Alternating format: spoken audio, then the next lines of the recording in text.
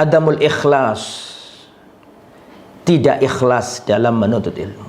Itu kesalahan yang paling fatal, kesalahan yang menyebabkan seluruhnya tidak ada manfaatnya. Ilmu dan amal tidak ada manfaatnya kalau tanpa yang satu ini, tanpa ikhlas. Dan inilah kesalahan pertama dalam menuntut ilmu. Adamul ikhlas, tidak ikhlas ketika menuntutnya. Ingin agar dipanggil ustadz, ingin agar mendapatkan duniawiyah dengan ilmu agamanya. Ini juga teguran keras bagi orang tua. Jangan sampai orang tua mondokkan anak niatnya supaya nanti anak saya jadi seperti ustadz itu, yang banyak funnya, yang banyak jamaahnya. Jadi bukan memondokkan anak supaya anak itu ngerti agama, bermanfaat bagi orang tua dan bermanfaat bagi agamanya, mengingatkan umat tentang kebaikan-kebaikan. Tetapi bukan itu tujuannya. Tapi tujuannya agar anaknya nanti terkenal seperti Ustadz Fulan, bangga lihat anaknya nanti bisa menjadi orang yang disenangi banyak jamaah. Ini cara yang salah. Jangan sampai kita tanamkan dalam anak-anak kita niat menuntut ilmu yang salah, termasuk diri kita juga. Jangan sampai kita menuntut ilmu tujuannya untuk mencari popularitas.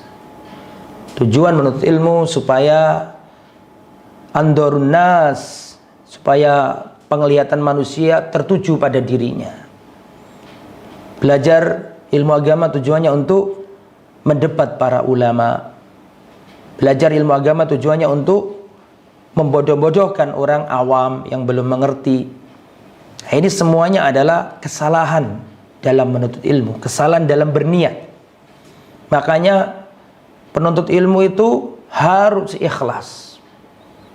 Ya, ibadah yang paling dibenci oleh iblis ya menuntut ilmu ini. Karena ilmu itu pelita, sedangkan iblis dan bala tentaranya itu kan menginginkan kegelapan.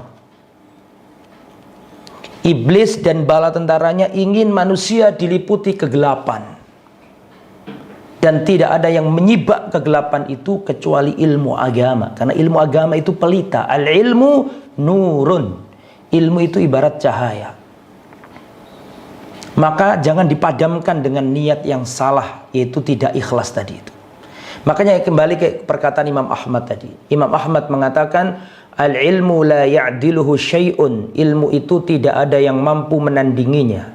Tapi ada kelanjutannya. Kata Imam Ahmad, liman sohat niyatuhu, bagi orang yang benar niatnya. Jadi memang benar ilmu itu tidak ada yang menandinginya. Ilmu itu paling hebat. Tetapi ingat, ada syaratnya. Syaratnya adalah liman sohat niyatuhu, bagi orang yang benar niatnya.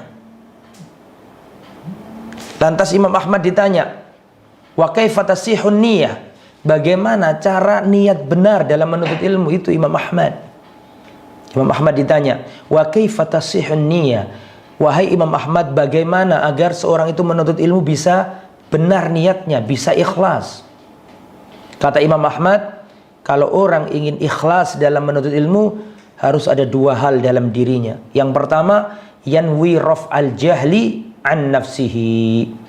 Dia harus meniatkan dalam dirinya mengangkat kebodohan dari diri sendiri.